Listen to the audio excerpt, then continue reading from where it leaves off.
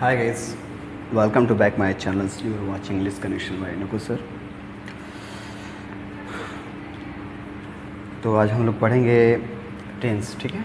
तो आज से हम लोग टेंस स्टार्ट करते हैं। तो सबसे हम लोग पहले जानेंगे कि टेंस है क्या, ठीक है। टेंस क्या है, टेंस का मतलब होता क्या है ना। यहाँ लिख दिया गया है कि टेंस, ठीक है। तो आपसे बताइए कि टेंस किससे कहते हैं, या अगर आप कहीं पढ़े हैं थोड़ा इसके बारे में जानते भी हैं थोड़ा भी, तो आप बता सकते हैं कि टेंस किससे कहते हैं, ठीक है। तो नहीं जानते तो कोई बात नहीं, हम लोग स्टार्ट करते हैं, ठीक है। टेंस किससे कहते हैं। अब देखिए, आप दुनिया का कोई भी काम करते हैं, काम करने में आपको समय लगता ही है, तो उसी समय को हम लोग क्या कहते हैं, टेंस कहते हैं। यानी जो समय काम करने में जो समय लगता है उसे टेंस कहते हैं, ठीक है। तो हम इसको डायरेक्टली क्या बोल सकते हैं, टाइम। टाइम इज़ टेंस, क्योंकि समय को ही क्या कहा जाता है जी, काल कहा जाता है। तो टाइम इज़ टेंस, समय को ही काल कहते हैं, ठीक है। समय को काल कहते हैं। तो अभी भी हम लोग जानेंगे कि भाई समय कितने प्रकार का होता है, क्या होता है, समय को काल कहते हैं। तो आप पूछेंगे कि how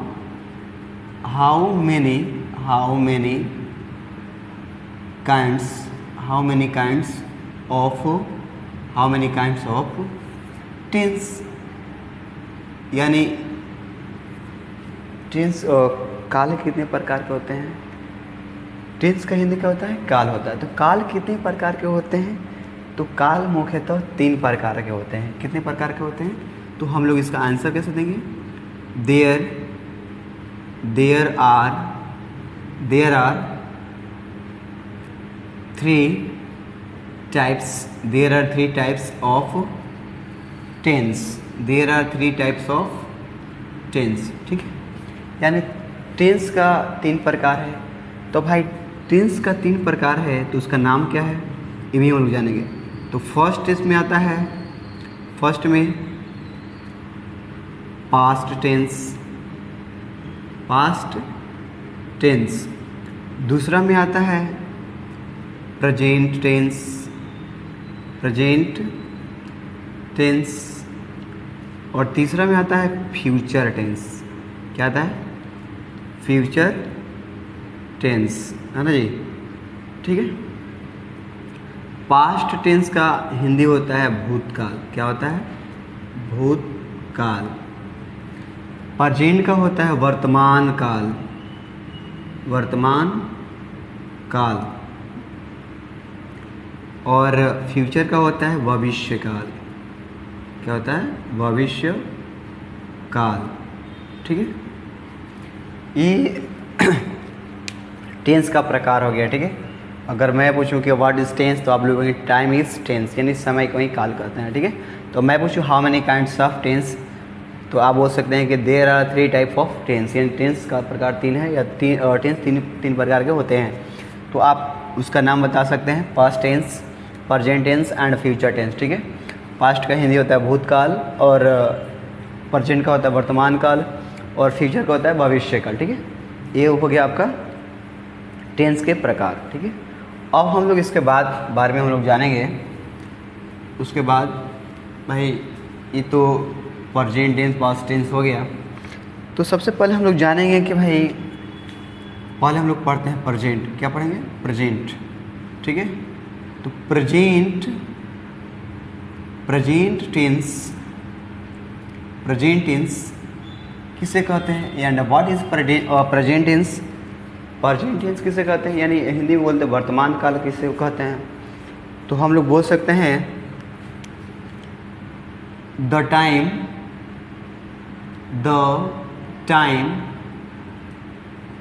who is going on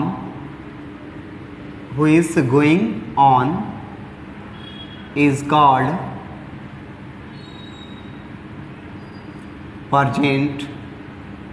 called present tense. यानी जो समय चल रहा है उसे हम लोग प्रेजेंट टेंस कहते हैं, यानी वर्तमान काल कहते हैं। जो समय चल रहा है उसे हम लोग वर्तमान काल कहते हैं। ठीक है, अब उसके बारे में उसके बाद भी जानना है कि प्रेजेंट टेंस कितने प्रकार के होते हैं। तो यहाँ लिखना है how many kinds of present tense, यानी प्रेजेंट टेंस के कितने प्रकार हैं। ठीक है, तो प्रेजेंट टेंस बाबू है जो 4 प्रकार का है। तो इसको हम लोग बोलेंगे there are four kinds of present tense, यानी प्रेजेंट टेंस जो है 4 प्रकार का है। प्रेजेंट टेंस का कितना प्रकार है? 4 प्रकार का होता है। ठीक है, प्रेजेंट टेंस 4 प्रकार का होता है। अब उसका हम लोग नाम लिख लेंगे। तो नाम क्या है उसका? तो फर्स्ट में उसका नाम लिखेंगे, फर्स्ट में उसका नाम लिख लीजिए।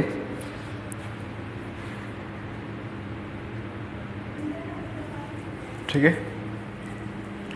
तो यहाँ हम लोग पढ़ेंगे कि how many kinds of present tense. ठीक है, तो यहाँ बोलना है कि there are four kinds of present tense है। प्रेजेंट टेंस 4 प्रकार के होते हैं, तो उसका नाम लिख लेना है। तो पहला का होता है सिंपल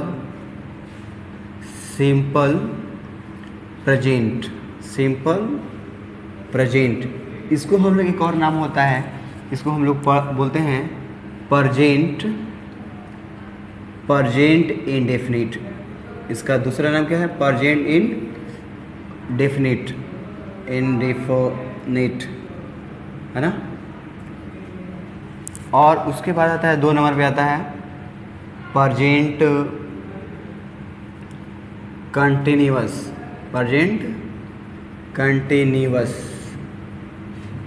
इसको हम लोग बोलते हैं प्रोग्रेसिव सेंटेंस भी बोलते हैं। प्रोग्रेसिव सेंटेंस बोलते हैं। प्रोग्रेसिव टेंस भी बोलते हैं, प्रोग्रेसिव टेंस। और 3 नंबर में आता है प्रेजेंट परफेक्ट।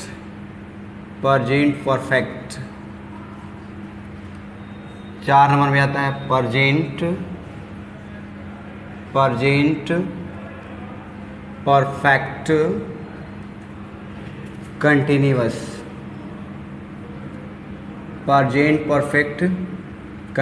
ठीक है, तो प्रेजेंट टेंस किसे कहते हैं? तो यहाँ लिखा गया व्हाट इज प्रेजेंट टेंस। तो आपको आंसर देना हो the time who is going on is called present tense, यानी जो समय चल रहा है उसे हम लोग वर्तमान काल कहते हैं। जिस समय हम किसी व्यक्ति को देख सके, उस समय बात कर सके, या जिस समय किसी हम वस्तु को टच कर सके, छू सके, देख सके, वो क्या है?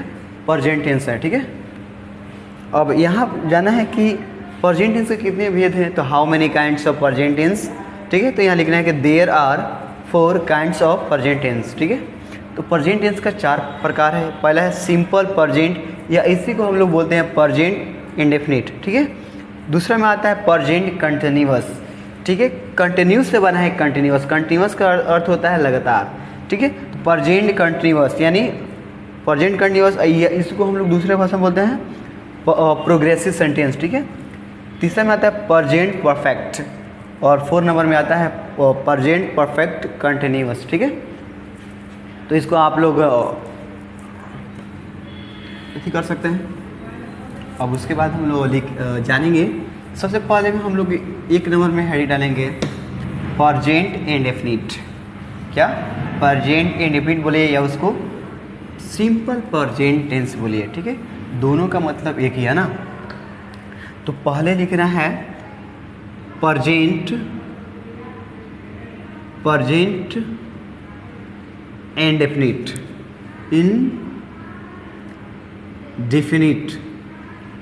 है ना। प्रेजेंट इंडेफिनिट यानी प्रेजेंट इंडेफिनिट हो गया। तो प्रेजेंट इंडेफिनिट किसे कहते हैं? तो यहाँ इसका डेफिनेशन होगा, बहुत से सारे विद्यार्थी बताते हैं कि जिस हिंदी वाक्य क्रिया के अंत में ता ते ती रहता है उसे हम लोग प्रेजेंट इंडेफिनिट कहते हैं। दरअसल उसका परिभाषा नहीं है ना, तो हम लोग सबसे पहले इसका डिफिनीशन पढ़ेंगे, परिभाषा पढ़ेंगे, ठीक है। तो इसका डिफिनीशन क्या होगा? A verb refers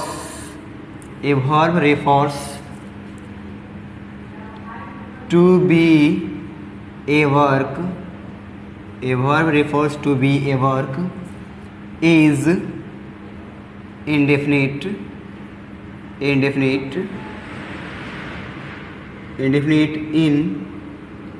present time, is called present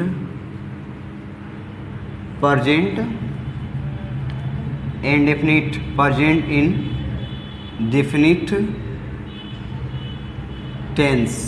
ये हो गया प्रेजेंट इंडेफिनिट का डिफिनीशन हो गया, ठीक है। तो भाई प्रेजेंट इंडेफिनिट हो गया, तो अब भाई इसका प्रेजेंट इंडेफिनिट का हिंदी क्या होता है?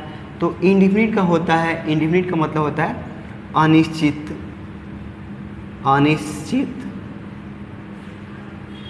और प्रेजेंट का हिंदी होता है वर्तमान, अनिश्चित वर्तमान काल, ठीक है। इसका हिंदी होता है अनिश्चित वर्तमान काल, ठीक है। फिर इसका डिफिनीशन क्या होगा? तो इसका हम लोग डिफिनीशन पढ़ेंगे। वर्तमान समय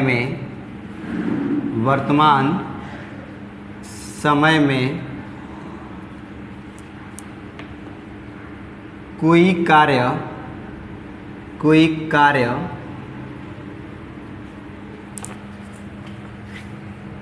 अनिश्चित होने का बोध हो, अनिश्चित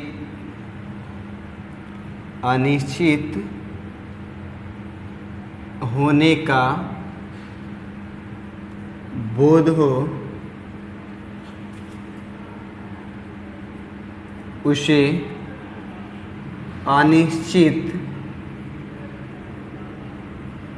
अनिश्चित वर्तमान काल कहते हैं, ठीक है। यानी यहाँ देखिए लिखा गया है कि वर्तमान समय में किसी कोई कार्य, अब देखिए यहाँ कोई कार्य भी हो सकता है या कोई क्रिया भी हो सकता है ना जी। तो वर्तमान समय में कोई कार्य या क्रिया अनिश्चित होने का बोध हो, उसे अनिश्चित वर्तमान काल कहते हैं, ठीक है। ये हो गया इसका डिफिनीशन, ठीक है। इन इंग्लिश में इसको हम क्या बोलते हैं? प्रेजेंट इंडेफिनिट, ठीक है। ए वर्ब मतलब होता है एक क्रिया रिफर्स बोध कराती है टू बी ए वर्क, एक काम को हो जाने का, इज इंडेफिनिट अनिश्चित हो जाने का, इन प्रेजेंट टाइम यानी वर्तमान समय में, इज कॉल्ड कहा जाता है प्रेजेंट इंडेफिनिट टेंस, ठीक है।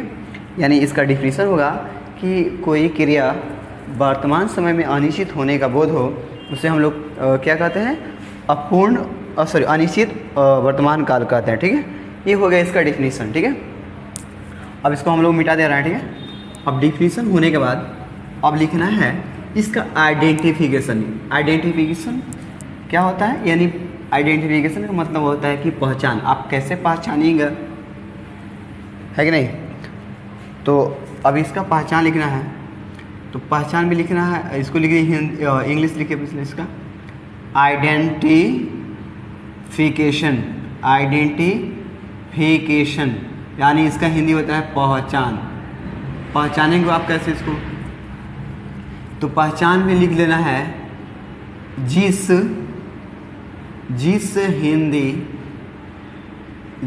हिंदी वाक्य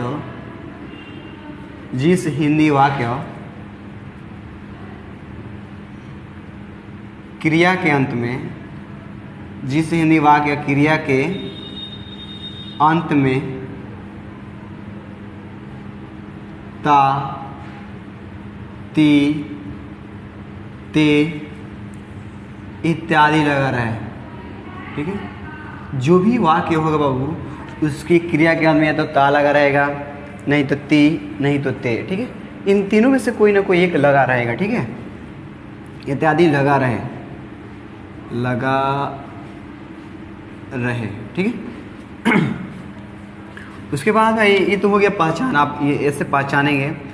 देखिए कोई भी आप काम करते हैं तो उसके लिए एक नियम होता है, एक रूल होता है कि नहीं। तो जहाँ भी जाइए आप अगर रूल फॉलो नहीं करते हैं तो वो काम सक्सेस नहीं हो सकता है। तो यहाँ भी इसका भी एक स्ट्रक्चर है, रूल है। तो इसको हम लोग स्ट्रक्चर जानते हैं कैसे है। तो यहाँ इसका स्ट्रक्चर है सब्जेक्ट प्लस वर्ब 1 या verb 5 plus object plus other words, ये हो गया स्ट्रक्चर, ठीक है। इसका स्ट्रक्चर हो गया। तो भाई यहाँ देखिए इसका स्ट्रक्चर कर रहा है कि सब्जेक्ट प्लस वर्ब 1 या verb 5 plus object plus other words. अब कह रहा है कि सर ये वर्ब 1 और वर्ब 5 क्या है, यानी तो यहाँ ही कह रहा है कि सर जो भी मेन वर्ब होगा या तो क्रिया का पहला रूप लगेगा, नहीं तो पांचवा रूप लगेगा, ठीक है। तो अब यहाँ देखिए वर्ब कितने होते हैं, तो 5, यानी मेन वन वर्ब 5 प्रकार के हो सकते हैं। उसका टाइप हो सकता होता है वर्ब 1, वर्ब 2, वर्ब 3, वर्ब 4 यानी वर्ब 5, यानी इसका क्रिया का हम लोग रूप होता है 5, ठीक है। तो अब देखिए पहले यहाँ देखिए मान के चलिए गो हो गया वर्ब 1। अब गो का हम लोग आएंगे तो ये हो जाएगा वेंट। तीसरे में होता है गॉन, चौथा में होता है गोइंग, यानी चौथा में हमेशा ing लग जाता है, और तीसरा में ed या en लग जाता है, ठीक है। और यहाँ गया गोज, तो यही कह रहा है कि गोज, ठीक है। तो अब गोज किसके साथ लगे ये ध्यान रखना है। तो गोज लगेगा थर्ड पर्सन के साथ, तो थर्ड पर्सन बोले तो नाम ही सी, और ईट के साथ वर्ब 1 लगेगा, वर्ब 5 लगेगा, ठीक है। और प्लूरल के साथ प्लूरल और सिंगुलर के साथ सिंगुलर, ठीक है। अब यहाँ देखिए फर्स्ट पर्सन और सेकेंड पर्सन के साथ वर्ब 1 लगेगा, ठीक है। जैसे आई यू। अब यहाँ देखिए दे मतलब होता है वे लोग, ठीक है। तो दे का मतलब होता है वे लोग, यानी दे थर्ड पर्सन है, लेकिन यहाँ ये जो वर्ड है प्लूरल फॉर्म का अथी करता है, बोध कराता है, इसलिए हम लोग या इसके साथ वर्ब 1 लगाएंगे, ठीक है। वी, इन सारी इसके साथ क्या लगेगा, वर्ब 1 लगेगा, ठीक है। तो अब यहाँ देखिए, जैसे कि यहाँ देखिए मैं विद्यालय जाता हूँ। अब ये देखना है मैं है जो नाम है क्या, नाम नहीं है। अब ये भी देखना है कि मैं का स्पेलिंग क्या होता है, आई होता है। तो आई के साथ कौन सा लगेगा, वर्ब 1 लगेगा, ठीक है। मैं विद्यालय जाता हूँ, तो मैं का होता है आई और जाना का होता है गो, ठीक है। टू स्कूल क्यों, यहाँ टू क्यों लगा है, टू इसलिए लगा है कि हमको एक निश्चित सीमा है कि स्कूल तक ही जाना है, इसलिए हम लोग यहाँ टू लगाएंगे, ठीक है। जैसे स्कूल तक, घर तक, ठीक है, बाजार तक। तो जहाँ अगर निश्चित सीमा दिया, निश्चित स्थान दिया रहे, वहाँ हम लोग टू लगाएंगे, ठीक है। जैसे मैं सिवान जाता हूँ, तो आई गो टू सिवान, यहाँ टू क्यों लगा है, क्योंकि टू सिवान जो है एक निश्चित स्थान है, ठीक है। तो इसलिए हम लोग यहाँ टू लगाएंगे, ठीक है। जैसे आई गो टू सिवान। राम पढ़ता है, राम पढ़ता है। अभी यहाँ बताया गया है कि जब भी नाम आया तो उसके मेन वर्ब के साथ एस लगा देना है, ठीक है। अब यहाँ देखिए थर्ड पर्सन के साथ क्रिया का 5वां रूप, यानी 5वां रूप बोले तो यानी जो भी मेन वर्ब होगा उसके साथ ई या एस लगा देना है, ठीक है। और वर्ब 1 के साथ कुछ नहीं अति करना, ठीक है। जैसे आप यहाँ देख रहे हैं राम पढ़ता है, तो अभी बताएं कि कोई भी दुनिया का कोई भी नाम होगा, नाम ही सी इट, तो उसके साथ एस लगेगा, ठीक है। तो राम पढ़ता है, तो राम यहाँ लिख देंगे राम, ठीक है, राम लिख दिए। और राम पढ़ना का स्पेलिंग क्या होता है, तो रीड होता है READ। अब इसमें हम क्या करेंगे, एस जोड़ देंगे, ठीक है। यानी वर्ब 5 क्या हो जाएगा, एस, रीड्स, ठीक है। जैसे यहाँ देखो चलिए इसको लिखित लिख सकते हैं। और मैं जानता हूँ, मैं जानता हूँ। तो आप देखिए इसमें क्या है कि आपको स्पेलिंग भी आना चाहिए, वर्ड वैकाबलरी भी आना चाहिए और वर्ड मीनिंग भी आना चाहिए। नहीं आएगा तो आपको दिक्कत हो सकता है, आपको बोलने में परेशानी हो सकती है, आप समझ नहीं सकते हैं। ठीक है, तो वैकाबलरी पर आपको काम करना पड़ेगा और यूज करना पड़ेगा। ठीक है, मैं जानता हूँ, तो आप तो जानते हैं कि मैं क्या होता है आई, और आई फर्स्ट पर्सन है तो उसके साथ क्या लगेगा, क्या लगेगा जी, वर्ब 1, आई नो। ठीक है, तो इस तरह आप लिख सकते हैं। ठीक है, ये हो गया इसका स्ट्रक्चर। और मैं इसे मिटा दे रहा हूँ। अब हम लोग इसका पढ़ेंगे नेगेटिव। क्या पढ़ेंगे, नेगेटिव। ठीक है, तो हम नेगेटिव हम लोग इसका जानेंगे, बहुत ज़रूरी है नेगेटिव, है ना। तो नेगेटिव पढ़कर उसके बाद अति करते हैं। अब यहाँ देखिए नेगेटिव पढ़ेंगे हम लोग। तो नेगेटिव में क्या होता है, नेगेटिव में ये इसका स्ट्रक्चर देखिए। सबसे पहले क्या है, किसी भी चीज़ का स्ट्रक्चर जाना, रूल जाना बहुत ज़रूरी है। तो स्ट्रक्चर होता है इसका सब्जेक्ट प्लस डू या डॉज प्लस नॉट प्लस क्रिया का पहला रूप लगता है ना, मेन वर्ब का पहला रूप लगता है, plus object plus other words. ये क्या है, इसका नेगेटिव स्ट्रक्चर है ना।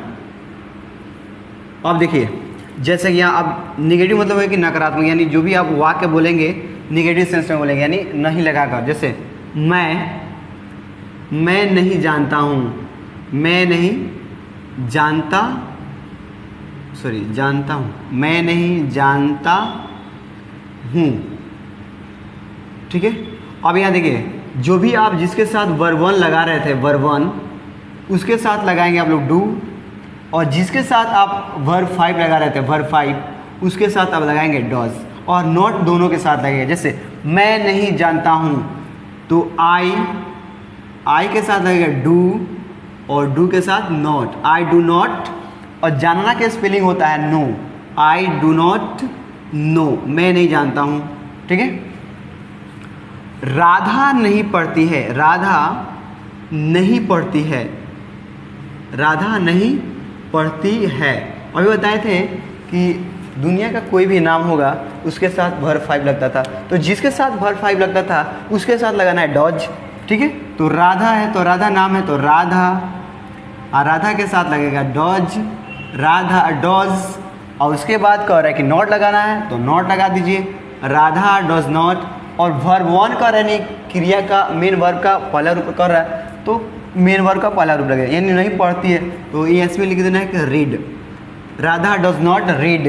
ठीक है, तुम बाजार नहीं जाते हो, तुम बाजार नहीं जाते हो। अब ये देखिए तुम बाजार नहीं जाते हो तो क्या होगा, you do not go to market. ठीक है, you do not go to market. ठीक है, सोहन और मोहन किताब नहीं पढ़ते हैं, किताब नहीं पढ़ते हैं, नहीं पढ़ते हैं। अब देखिए अभी बताया गया कि एक से अधिक लोग भी होगा तो वहाँ अभी हम लोग क्रिया का पहला रूप ही लगाएंगे। ठीक है, जैसे सोहन और मोहन ये दो नाम हो गए।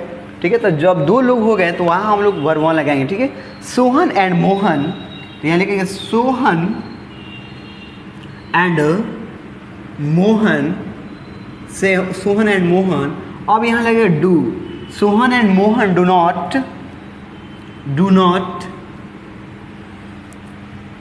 किताब नहीं पढ़ते हैं, तो Sohan and Mohan do not read book. ठीक है, Sohan and Mohan do not read book. ठीक है, मैं अंग्रेजी नहीं बोलता हूँ, मैं अंग्रेजी नहीं बोलता हूँ। बोलता हूँ, मैं अंग्रेजी नहीं बोलता हूँ। तो यहाँ लिखेंगे, अब देखिए कहीं कहीं लिखता है आई डू नॉट को शॉर्ट में लिख देता है डोंट, तो उसमें घबराने की बात नहीं है ना। तो आई डोंट डू नॉट को शॉर्ट में क्या लिख दिया, डोंट, ठीक है। आई डोंट बोलता हूँ, आई डोंट स्पीक क्या नहीं बोलता हूँ, तो इंग्लिश, तो यहाँ इंग्लिश का इंग्लिश लिख देंगे, आई डोंट स्पीक इंग्लिश। ये हो गया है कि नहीं। तो ये रहा आपका नेगेटिव, ठीक है। अब आप लोग इसको अब चाहें तो नोट डाउन कर सकते हैं, ठीक है। मैं अब इसको मिटा दे रहा हूँ, ठीक है, ओके। उसके बाद हम लोग इसका पढ़ेंगे, क्या पढ़ेंगे इसका पढ़ेंगे हम लोग इंट्रोगेटिव स्ट्रक्चर क्या होता है। तो इंट्रोगेटिव स्ट्रक्चर जानना भी बहुत ज़रूरी है, ठीक है। इंट्रोगेटिव सेंटेंस कैसे बनेगा, तो इसके साथ जो भी हेल्पिंग वर्ब रहेगा वो बाहर आ जाता है। तो इसके साथ हेल्पिंग वर्ब क्या था, तो डू और डज था, तो डू और डज बाहर कर देंगे, डू और डज बाहर। उसके बाद क्या होता है कि सब्जेक्ट लिखे, तो सब्जेक्ट इसके साथ भी क्रिया का पहला ही रूप लगता है, ठीक है। Plus object plus other words, है ना। ये इसका स्ट्रक्चर हो गया। तो देखो ये कैसे बनेगा। पहले इंट्रोगेटिव मतलब होता है कि वैसे वाक्य जो प्रश्न टाइप के हों, जैसे पूछने पर जवाब आए या आए, ठीक है। प्रश्न पूछने पर जवाब आए, या तो जवाब हाँ में आ सकता है और नहीं तो ना में आ सकता है, ठीक है। जवाब हाँ में भी आ सकता है, ना में भी आ सकता है, ठीक है। जैसे यहाँ देखिए, क्या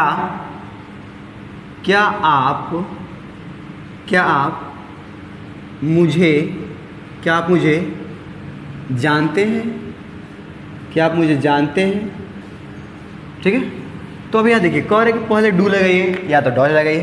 तो ये भी हमको ध्यान रखना है कि किसके साथ डू लगेगा, किसके साथ डॉज लगेगा, ठीक है। तो आपको बताया गया था कि आप जो होगा, आप जहाँ आप होगा उसके साथ डू लगेगा, ठीक है। तो पहले हम लोग क्या लगा देंगे, डू, ठीक है। और प्लूरल फॉर्म के साथ प्लूरल वर्ब लगेगा और सिंगुलर के साथ सिंगुलर वर्ब लगेगा, ठीक है। तो देखिए आप मुझे जानते हैं, तो पहले लगाएंगे डू, अब ठीक है डू। और उसके बाद देखिए सब्जेक्ट क्या था, सब्जेक्ट क्या है, यू, डू यू। और जानना का क्या होता है, नो, जानना का नो, डू यू नो। और मुझे का क्या होता है, me, do you know me, क्या आप मुझे जानते हैं। देखो अभी आप कोई आपसे पूछे कि क्या आप मुझे जानते हैं, तो आप जवाब दे सकते हैं कि हाँ मैं आपको जानता हूँ, या नहीं मैं आपको नहीं जानता हूँ, ऐसे नहीं जवाब दे सकते हैं, ठीक है। तो आपसे कोई पूछे कि डू यू नो मी, तो आप ये आंसर क्या देंगे, यस आई नो यू, हाँ मैं आपको जानता हूँ। अगर नहीं जानते हैं तो बोलेंगे no I don't know you, नहीं मैं आपको नहीं जानता हूँ, ठीक है। तो आप ऐसे बना सकते हैं, ठीक है। और जो भी मेरे भाई और मेरे बहन 12th का एग्ज़ाम देने वाले हैं वो लोग भी ये पढ़ सकते हैं, ठीक है। यहाँ से आपका 10 से आपका 5 क्वेश्चन रहेगा, 5 या 7 क्वेश्चन रहेगा। अगर आप यहाँ पढ़ते हैं तो यहाँ से पढ़ने के बाद आपको कभी दिक्कत नहीं होगा, ठीक है। अगर आप स्पोकन भी करते हैं तो ये बहुत ज़रूरी है, ठीक है। स्पोकन भी कर रहे हैं या आप इंग्लिश शुरू से पढ़ना सीखना चाहते हैं, तो हर तरह से ये बहुत ज़रूरी है, ठीक है। हर एंगल से ये बहुत ज़रूरी है, ठीक है। तो अब यहाँ चलते हैं नेक्स्ट। जैसे मैं पूछ दूँ, क्या आप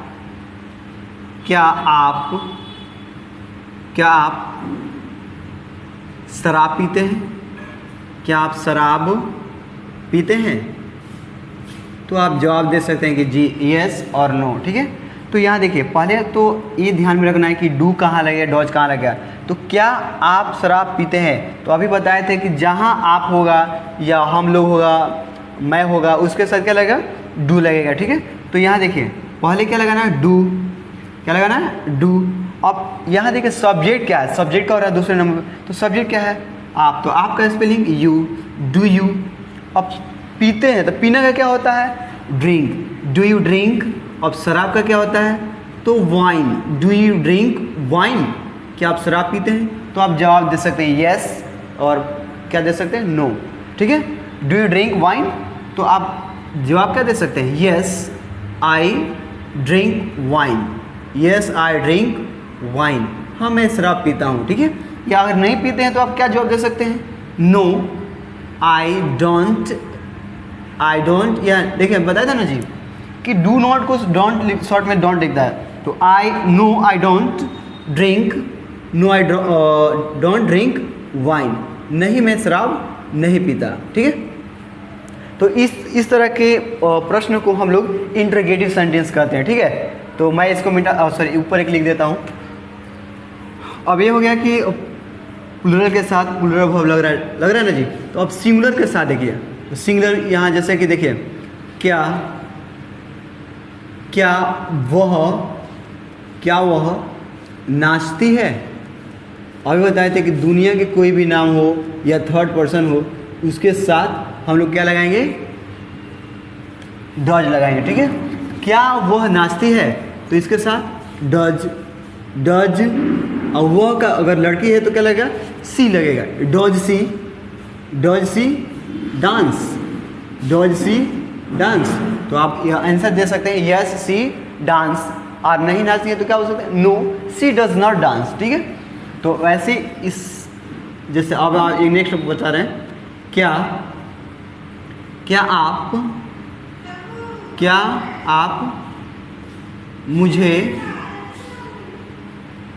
आप मुझे पढ़ाते हैं, क्या आप मुझे पढ़ाते हैं, ये आप लोग कमेंट करेंगे, ये आप लोग के लिए है, ठीक है। ये आप सभी बताएंगे क्या आप मुझे पढ़ाते हैं, ये आप कमेंट करेंगे और बनाकर भेजेंगे, ठीक है। कमेंट करेंगे मेरे अथी पे मेल पे, ठीक है। अब मैं इसको मिटा दूँ। ये हो गया आपका इंटरोगेटिव स्ट्रक्चर, ठीक है। कोई किसी को डाउट होगा तो बोलना भाई, मेरे लोग भाई लोग, ठीक है। बहुत साफ आ रहा है जी, ओके नाइस। तो अब हम लोग इसका नेक्स्ट पढ़ते हैं, और मैं इसको मिटा दे रहा हूँ, ठीक है। अब यहाँ है कि पढ़ना है इसका इंट्रोगेटिव नेगेटिव, ठीक है। तो इंट्रोगेटिव नेगेटिव कठिन नहीं है, देखिए कहने को तो ये इंग्लिश कठिन नहीं है, जब तक हम लोग कोशिश नहीं करें, प्रैक्टिस नहीं करें, तब तक हमको भारी लगेगा। जिस दिन इस काम को करना हम शुरू कर देते हैं वो काम हमें आसान लगने लगता है, ठीक है। तो अब इसका इंट्रोगेटिव नेगेटिव हम लोग पढ़ते हैं ना। इंट्रोगेटिव नेगेटिव में क्या होगा, तो पहले डू आएगा, उसके बाद डज आएगा, ठीक है। उसके बाद क्या आएगा सब्जेक्ट, और सब्जेक्ट के बाद नॉट, ठीक है। और उसके बाद V1, और उसके बाद ऑब्जेक्ट, और उसके बाद अदर वर्ड्स, है ना, अदर वर्ड्स, ठीक है। तो यहाँ देखिए इसका इंट्रोगेटिव नेगेटिव कैसे बनेगा, क्या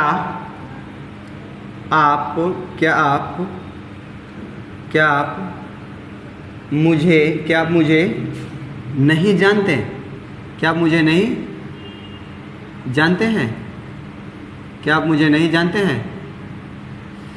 तो क्या आप मुझे नहीं जानते हैं, तो यहाँ क्या करना है, अब देखो कि आप है तो इसके साथ क्या लगेगा, तो डू लगेगा, तो डू, ठीक है। यू आपको क्या होता है यू, डू यू, और उसके बाद कह रहा है कि तीसरे नंबर पे लगाना है नॉट, तो डू यू नॉट। जानना का क्या होता है, तो know, do you not know. मुझे क्या होता है me, do you not know me, ठीक है। Do you not know me, क्या आप मुझे नहीं जानते हैं। क्या आप राधा को नहीं जानते हैं, क्या आप राधा को नहीं जानते हैं, क्या आप राधा को नहीं जानते हैं, जानते हैं, तो क्या लिखेंगे, do you not no Radha, do you not no Radha, क्या आप राधा को नहीं जानते हैं, do you not no Radha, ठीक है। Do you not no Radha. अब यहाँ देखिए, जैसे मैं बोलूँ क्या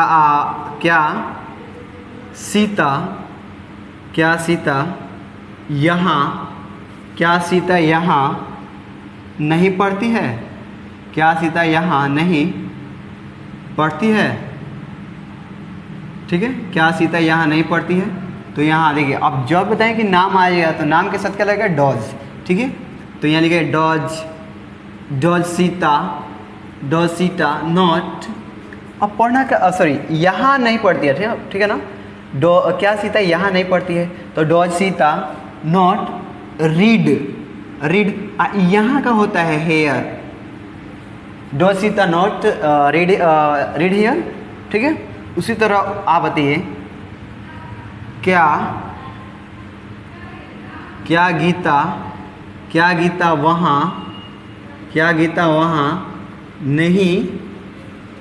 वहाँ नहीं जाती है?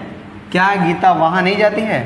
तो बोलेंगे डॉज गीता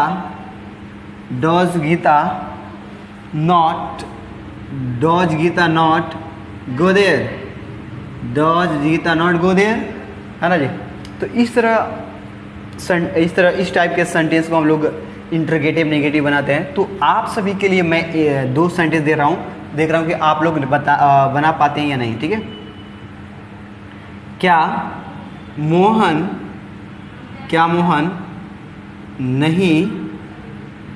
नहीं रोता है? दूसरा है, क्या आप अंग्रेजी नहीं जानते हैं? क्या आप अंग्रेजी नहीं जानते हैं? ठीक है, तो ये आप सभी बनाकर बताएंगे। ठीक है, अगर आप चाहें तो इसको आप लोग स्क्रीनशॉट ले सकते हैं और इस वीडियो को आप लोग देखिए और चैनल को सब्सक्राइब करते रहिए मेरे दोस्त, मेरे भाई लोग। और वीडियो अच्छा लगे तो ठीक है, I hope that you will like my videos. तो अब हम लोग पढ़ते हैं इसका WH। ठीक है, तो WH इसका हम लोग क्वेश्चन पढ़ेंगे। ठीक है ना? तो WH प्लस डू या does plus subject plus V1 plus object plus other words. ठीक है, तो WH का मतलब क्या होता है? यानी आप देखिए, WH का मतलब क्या होता है? यानी जो भी आपका ये सेंटेंस स्टार्ट होगा या तो W से होगा, नहीं तो H से होगा। तो ये जैसे देखिए, वाट मतलब क्या होता है? वाट मतलब क्या? वेन मतलब कब? वेयर मतलब कहाँ? वाई मतलब क्यों?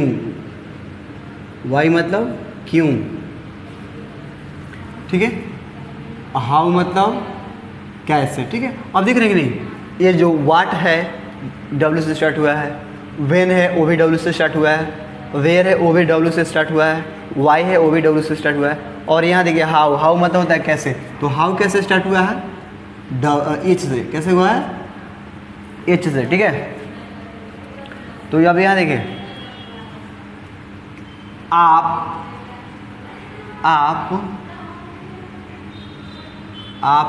क्या करते हैं? आप क्या करते हैं? है ना जी? आप क्या करते हैं? तो यहाँ देखिए, जगह अगर क्या अंदर आता है क्या, तो वहाँ वाट लगाना है। क्या लगाना है?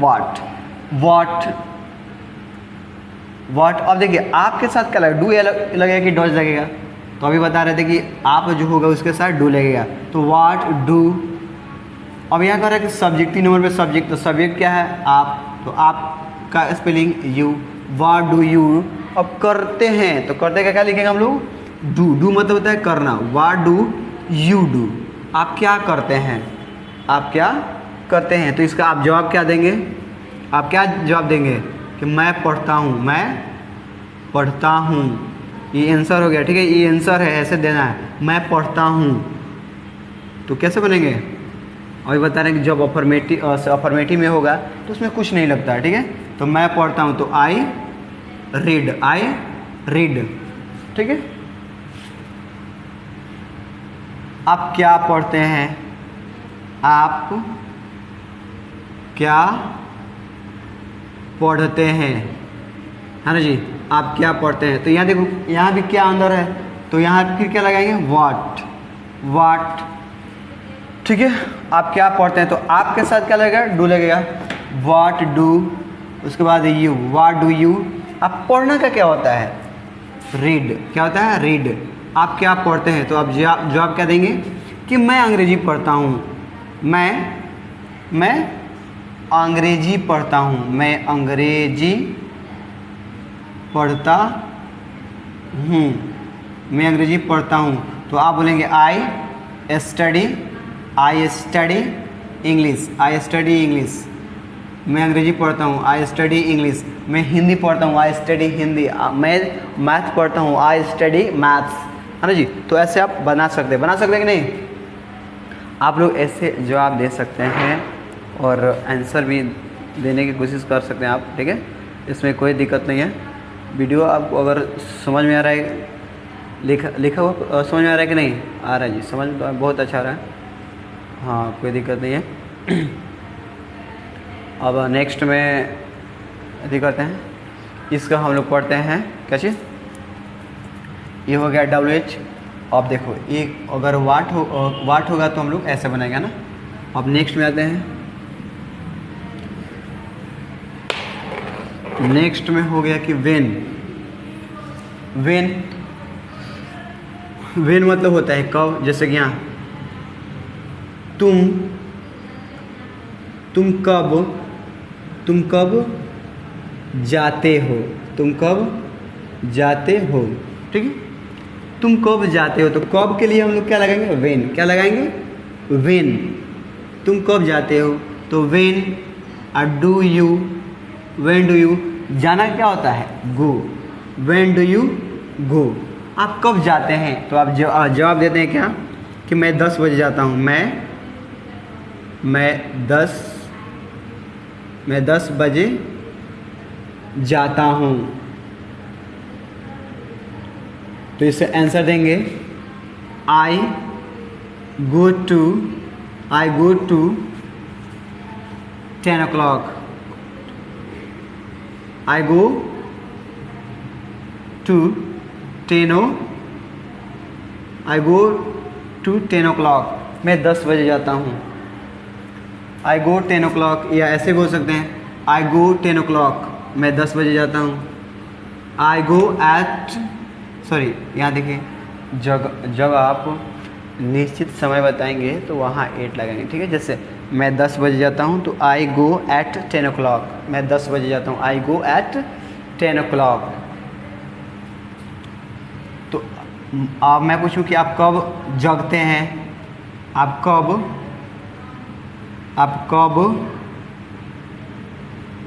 जगते हैं, आप कब जगते हैं, तो इसके लिए क्या लिखेंगे? वेन, उसके बाद भी क्या लगेगा? डू, वेन डू, उसके बाद यू, वेन डू यू। अब जगना का क्या होता है, तो जगने के लिए हम लोग लिखते हैं wake up. When do you wake up, आप कब जगते हैं या कब उठते हैं, तो आप बताएंगे कि मैं 10 बजे उठता हूँ, मैं 5 बजे उठता हूँ। मैं आंसर क्या देंगे? मैं 5 बजे उठता हूँ, मैं 5 बजे उठता हूँ। तो आंसर देंगे कि I wake up at 5 AM। AM मतलब सुबह में, I wake up at 5 AM, ठीक है। या आप 6 AM भी बोल सकते हैं, आप 7 AM भी बोल सकते हैं, कोई डाउट नहीं, ठीक है। अगर इसी तरह मैं पूछूं कि आप कब सोते हैं, तो आप बताइए कि आप कब सोते हैं। आप इसका आंसर लिखेंगे और क्वेश्चन भी लिखेंगे, आप कब सोते हैं। आप कब सोते हैं, इसको इंग्लिश में भी ट्रांसलेट करना है, ट्रांसलेट करके आंसर भी लिखना है आप ही लोग को, ठीक है। आंसर इसका आप ही लोग लिखेंगे, ठीक है। और मैं इसको मिटा रहा हूँ, ठीक है, मिटा दूँ। अगर आप चाहें तो इसको स्क्रीनशॉट ले सकते हैं और ठीक है, बहुत अच्छा। वीडियो बहुत लंबा जा रहा है बाबू, आप लोग ठीक है, ठीक है, मैं मिटा दे रहा हूँ। उसके बाद आप लोग को लिखना है। अब यहाँ देखिए, अब नेक्स्ट में क्या है, नेक्स्ट में कि कहाँ। तो आप कहाँ रहते हैं, आप कहाँ रहते हैं। तो कहाँ के लिए क्या होता है, वेयर। क्या होता है, वेयर और डू यू, और रहना क्या होता है, live. Where do you live, आप कहाँ रहते हैं। तो आप बोलते हैं कि सर मैं रुइयाँ रहता हूँ या मैं बंगरा रहता हूँ, तो बोलेंगे मैं रुइयाँ रहता हूँ, तो बोलेंगे मैं रुइयाँ रहता हूँ, मैं रुइयाँ रहता हूँ। तो आप आंसर कैसे देंगे, आई लाइव 8 रुइयाँ। अभी यहाँ 8 क्यों लगा है, तो रुइयाँ जो है एक छोटा सा गांव है, ठीक है। और एक गांव जो है वो निश्चित गांव का नाम क्या है, निश्चित है। तो वहाँ भी हम लोग क्या लगाएंगे, 8 लगाएंगे, ठीक है। और छोटे गांव के लिए हम लोग 8 लगाते हैं और बड़े गांव के लिए इन लगाते हैं, बड़े शहरों के लिए इन लगाते हैं, ठीक है। मैं रुइयाँ रहता हूँ, तो आई लाइव 8 रुइयाँ, ठीक है। तो मैं आपसे पूछूं कि आप कहाँ पढ़ते हैं, आप कहाँ पढ़ते हैं। तो कैसे बताएंगे आप कहाँ पढ़ते हैं। तो कहाँ क्या होता है, वेयर डू यू, पढ़ना क्या होता है, read. Where do you read, आप कहाँ पढ़ते हैं। तो आप आंसर देते हैं कि सर मैं जमापुर पढ़ता हूँ, मैं जीरादेई पढ़ता हूँ, मैं सिवान पढ़ता हूँ, है ना जी। तो मैं सिवान पढ़ता हूँ, ठीक है। तो आप क्या बोलेंगे, आई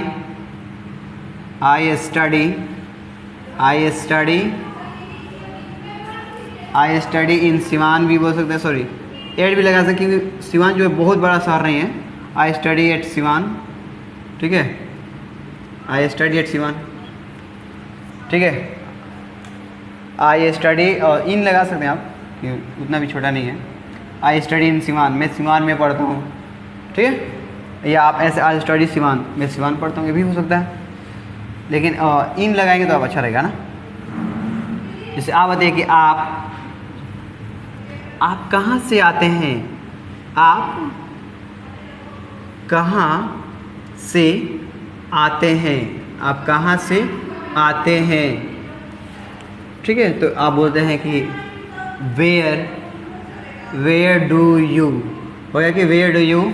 आना का क्या होता है, तो वेयर डू यू कम, और लास्ट में लगेगा from, where do you come from. ये फ्रॉम पहले भी लग सकता है, from where do you come, ठीक है।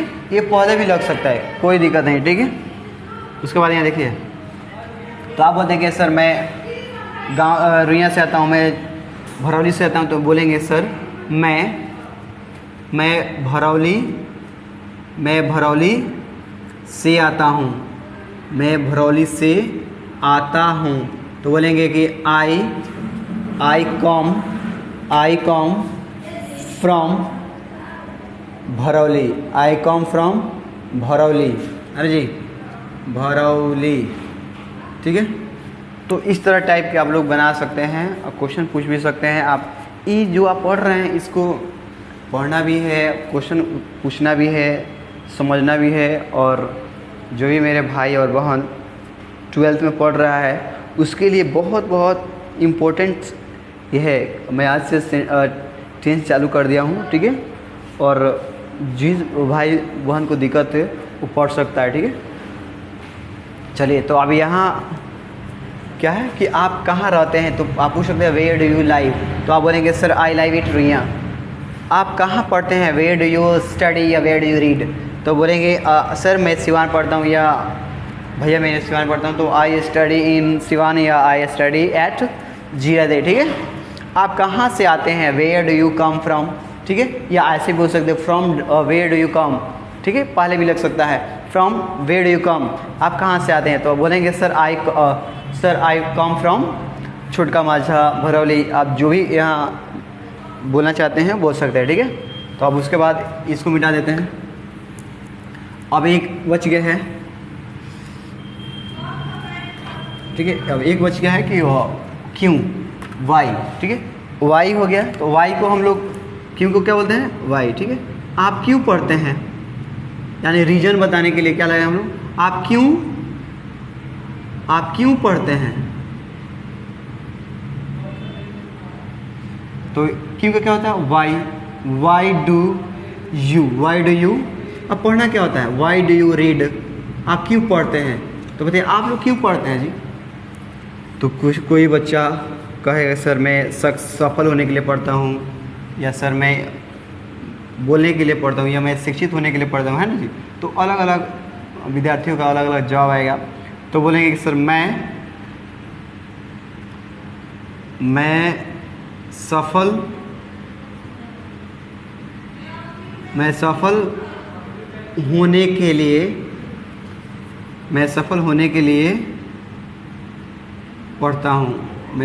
होने के लिए पढ़ता हूँ। तो यहाँ जवाब इसका हुआ आई स्टडी, मैं पढ़ता हूँ, I study for get success.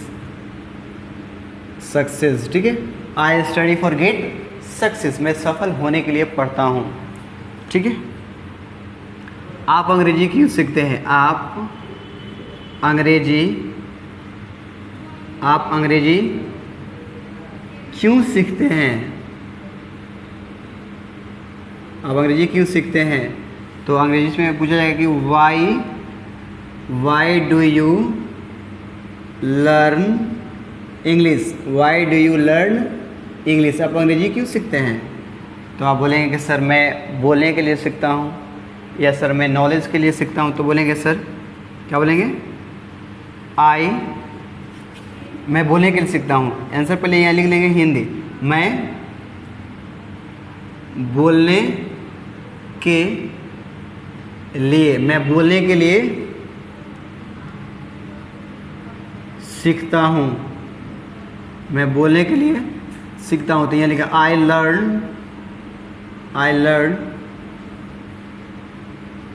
Learn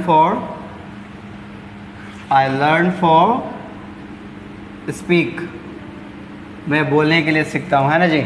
तो इसी तरह आप बताएंगे और क्वेश्चन लिखेंगे कि आप क्यों मोबाइल चलाते हैं। ठीक है, आप क्यों मोबाइल चलाते हैं, इस तरह आप लोग इसको लिखिए। ठीक है, और इस तरह आप लिखिए और आंसर कमेंट कीजिए, और मेरे चैनल को सब्सक्राइब करते रहिए मेरे दोस्त लोग और मेरे विद्यार्थी लोग, ताकि मुझे भी अच्छा लगे। Okay, thank you. यहाँ आपका क्लास ओवर होता है। Thank you, have a nice day please.